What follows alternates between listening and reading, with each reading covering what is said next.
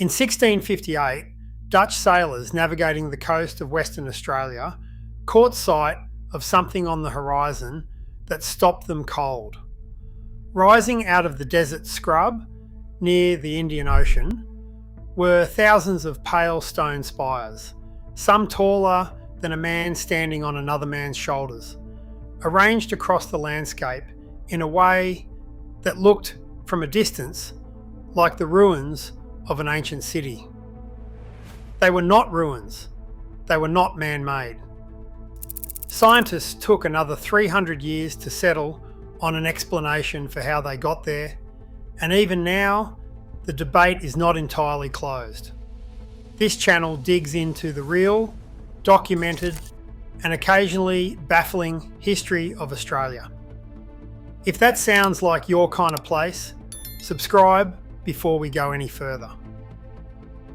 What you are actually looking at: 200 kilometres north of Perth, inside Nambong National Park, near the small coastal town of Cervantes, the Pinnacles Desert covers roughly 190 hectares of yellow sand scattered with thousands of limestone pillars. Some reach 5 metres into the air. Others are barely knee-high, stubby and rounded, clustered alongside their taller neighbours like something arranged there deliberately. None of it was arranged deliberately. Every single one of them formed through a geological process that is still being debated in precise detail using raw material that began as the shells of marine creatures living in a shallow sea that covered this entire region millions of years ago. The park itself takes its name from an Aboriginal word, Nambong, most commonly translated as crooked or winding, a reference to the river that flows into the park and disappears into an underground cave system in the limestone. The Yued people are the traditional custodians of this country, and their connection to this landscape predates every geological survey and every tourist brochure by thousands of years. The park remained largely unknown to most Australians until 1967, when the area was formally gazetted as a reserve. It is now the most visited natural attraction in Western Australia outside of Perth itself, drawing visitors from around the world who arrive, walk among the spires, take photographs, and leave genuinely uncertain about what exactly they have just walked through. How scientists think they formed the raw material for every pillar in the Pinnacles began as calcium carbonate, the same compound found in seashells and coral. When ancient seas retreated from this part of the coast, they left behind thick deposits of shell material that compressed and cemented over time into limestone. Coastal winds then carried that sand inland, building dunes that buried the limestone beneath them for thousands of years. What happened next is where the scientific debate begins. The most widely accepted theory involves plant roots. As coastal vegetation colonised the dune surface, plant roots drew moisture down through the sand, carrying dissolved calcium carbonate with them. As roots decayed, they left behind hollow tubes in the sand, and calcium carbonate slowly cemented the material around those tubes into harder columns. When the vegetation eventually died and the winds returned, they stripped away the softer surrounding sand, leaving the cemented columns standing exposed in the landscape they now occupy. A competing theory focuses on a different process entirely: karstification, the same chemical weathering responsible for cave systems worldwide. Under this explanation, slightly acidic rainwater percolated down through the limestone, dissolving it unevenly along natural lines of weakness and gradually carving the pillar shapes from below ground level before erosion exposed them. Both theories have genuine scientific support. Both explain some features of the pinnacles more convincingly than the other. Researchers publishing in geological journals as recently as 2023 have acknowledged that the precise mechanism is still not fully resolved, which for a landscape visited by hundreds of thousands of people every year and studied formally for decades, is a more interesting admission than it might first appear. What is not in dispute is the timeline. The pinnacles formed somewhere between 25,000 and 30,000 years ago, placing their emergence in the landscape squarely within the period when Aboriginal Australians had already been living on this continent for tens of thousands of years. The people whose country this was did not discover the pinnacles any more than you discover your own backyard.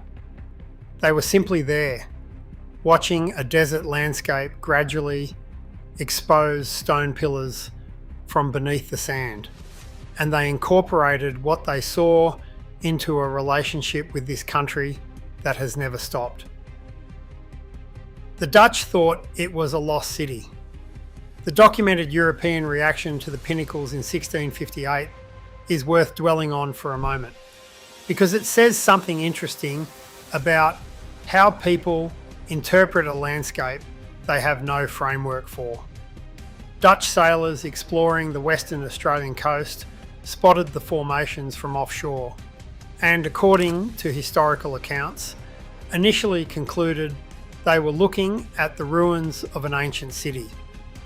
The silhouettes of the taller pillars against the horizon, spaced irregularly across the plain, apparently resembled structural remains enough that experienced navigators who had seen ruins in Europe and the Middle East drew the same comparison independently.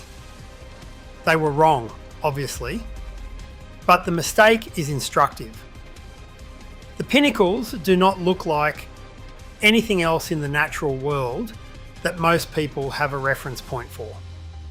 There is no standard mental category labelled thousands of limestone spires standing in yellow desert sand that a person encountering them for the first time can reach for, which is part of why they remain genuinely difficult to describe, even to someone who has seen photographs. The landscape also changes. Wind moves sand continuously across the desert floor, burying smaller pinnacles entirely, sometimes within days of their being exposed. Larger ones appear and disappear from view depending on the depth of sand surrounding them at any given time. The pinnacles visitors photographed last year are not exactly the same landscape as the one visitors will walk through next year. It is a desert that is literally rearranging itself around permanent stone structures, making the overall picture a moving target, even for researchers who have been studying it for decades. What the Noongar women knew for the Yued people. The pinnacles carry a specific cultural significance connected to women. Accounts collected from the Noongar community describe the desert as a gathering place for women, a location where groups came together for ceremony, for childbirth, and for camping under the open sky. The significance is not merely historical. It reflects an ongoing, living relationship with a specific landscape feature that European visitors have been treating as a scenic attraction since the 1960s, while the Yued people were doing something considerably more meaningful with it long before any survey team arrived. The park name itself carries this longer history quietly. Nambong, meaning crooked or winding, refers specifically to the river that flows into the park and then disappears underground into the cave system beneath the limestone. That disappearing river would have been a significant landmark in its own right, a freshwater source that vanishes into the ground in dry country. And it is the thing the Yued people named this place after, not the stone pillars that now bring the tourists. What remains genuinely unresolved? The question that researchers keep returning to is not whether the pinnacles are natural, they clearly are, but precisely which natural processes created them, in what sequence, and over what timescale. The pillar shapes are not consistent enough across the landscape to be explained comfortably by a single mechanism. Some have rounded tops. Some have mushroom-like caps, where a harder calcrete layer resisted erosion, while the softer stone beneath wore away faster. Some show cross-bedding lines that record changes in prevailing wind direction during their formation. Others show none of these features at all. The honest answer, as of 2023 research published in the National Rock Garden newsletter, is that the pinnacles probably formed through a combination of processes, with the relative contribution of each varying across different sections of the desert, depending on local conditions, the depth of the original limestone, the moisture content of the soil at different periods, and the direction of prevailing winds across millennia. That kind of answer is less satisfying than a single clean explanation, but it is more likely to be accurate. For a landscape that most visitors feel they have understood after an hour walking the designated trail with a map, the pinnacles have managed to resist a complete scientific account for longer than almost anyone who visits them realises. The Dutch sailors who thought they were looking at ruins were wrong about the specific conclusion, but right about one thing. This is a place that resists easy categorisation, and the more carefully you look at it, the less straightforward it becomes.